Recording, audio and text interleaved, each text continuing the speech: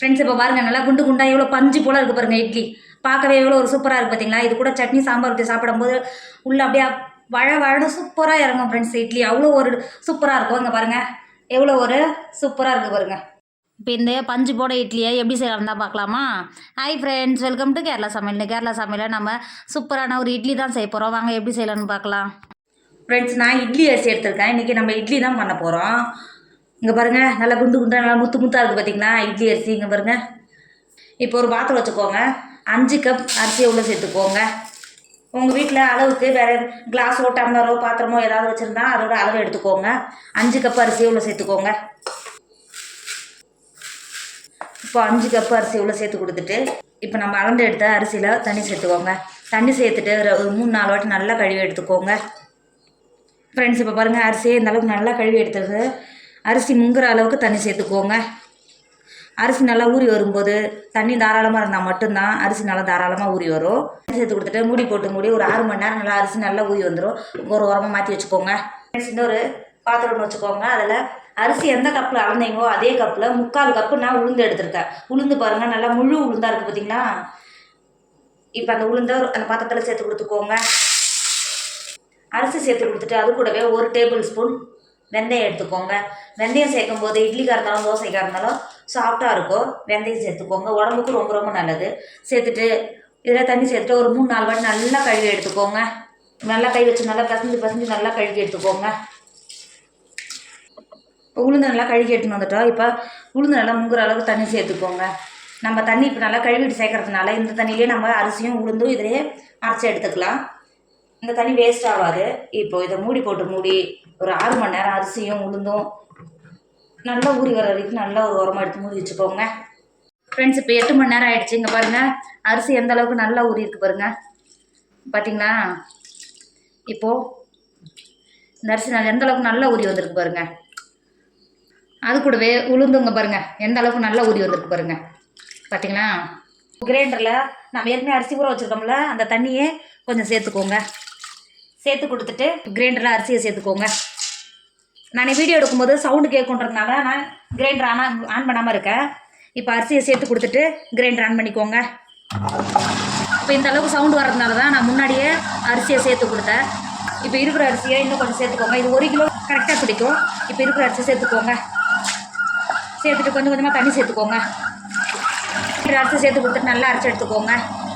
அரிசி ஆட்டினாலும் இட்லிக்கு போட்டாலும் தோசைக்கு போட்டாலும் ஃபஸ்ட்டு அரிசி ஆட்டிக்குங்க. அதுக்கப்புறம் உளுந்து ஆட்டுவீங்க.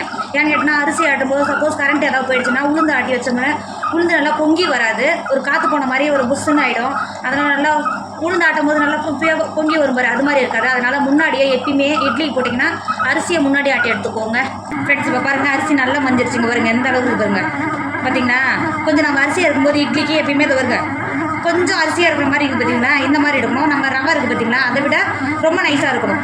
இந்த அளவுக்கு இருந்தால் தான் இட்லிக்கு நல்லாயிருக்கும். மாவு இப்போ இதை வச்சுக்கோங்க. எப்பயுமே நீங்கள் அரிசி மாவு அரைக்கும் போது இந்த அளவுக்கு கொஞ்சம் கெட்டியாக அரைச்சிக்கணும். இங்கே பாருங்கள். இப்போ இந்த மாவை வேறு ஒரு பாத்திரத்துக்கு மாற்றிக்கோங்க.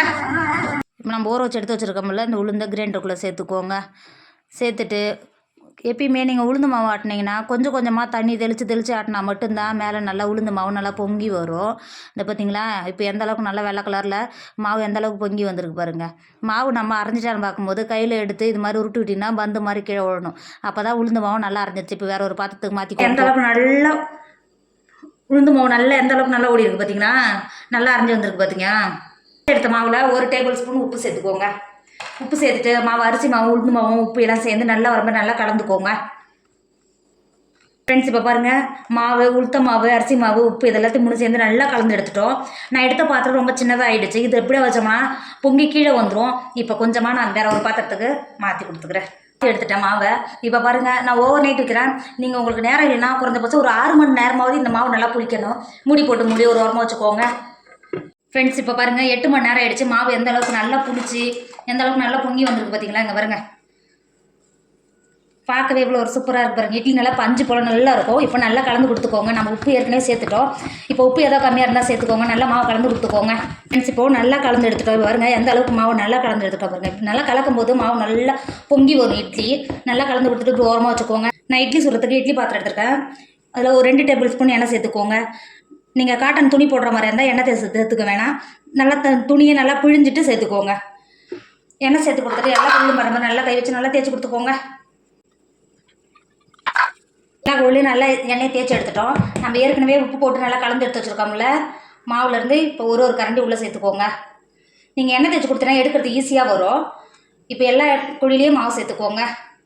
இட்லி மாவு சேர்க்கும் போது நல்லா மேலே வர மாதிரி ஒரு கரண்டி ஃபுல்லாக சேர்த்துக்கோங்க. அப்போ தான் நல்லா பொங்கி பஞ்சு போல் இருக்கும் இட்லி. இப்போது எல்லா குழிலும் ஊற்றி எடுத்துட்டோம். இப்போ இந்த இட்லியை எல்லா குழிலும் மாவு ஊற்றிட்டோம். இப்போது இட்லி சுடுறதுக்கு இட்லி பாத்திரத்தில் தண்ணி வச்சு அந்த அளவுக்கு நல்லா கொதிக்க ஆரம்பிச்சிருச்சு பாருங்கள். இந்த மாதிரி கொதிச்சா மட்டும்தான் இட்லி நல்லா பொங்கி வரும். இப்போ நான் மாவு ஊற்றி வச்சுருக்கோம்ல அதை உள்ளே இறக்கிக்கோங்க. 2 தட்டு வச்சுருக்கேன் நான். இப்போ இது உள்ளே இறக்கிக்கோங்க. இறக்கிட்டு மூடி போட்டு 10 நிமிஷம் வந்தாவே சூப்பராக வெந்து வந்துடும். இப்போ வேக வச்சுக்கோங்க ஃப்ரெண்ட்ஸ். இப்போ 10 நிமிஷம் ஆகிடுச்சுங்க பாருங்கள். இந்த அளவுக்கு சூப்பராக வெந்து வந்துருக்கு பார்த்தீங்களா. இப்போ இதை வெளில எடுத்துக்கோங்க. நீங்கள் இட்லியை வெளில எடுத்துகிட்டு இந்த வரைக்கும் பார்த்தீங்களா, இதுக்கு பின்னாடி தண்ணி ஊற்றுறீங்கன்னா இட்லி ஈஸியாக எடுக்க வந்துடும். இப்போ வெளில எடுத்துக்கோங்க ஃப்ரெண்ட்ஸ். இப்போ பாருங்கள் இட்லி எந்தளவுக்கு நல்லா வெள்ளை கலரில் எந்தளவுக்கு சூப்பராக வெந்து வந்துருக்கு பார்த்தீங்கன்னா.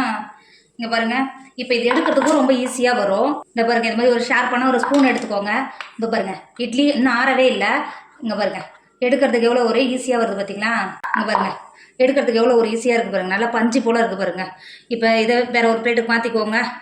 இட்லியே பிளேட்டுக்கு மாற்றிட்டோம் பார்த்தீங்களா.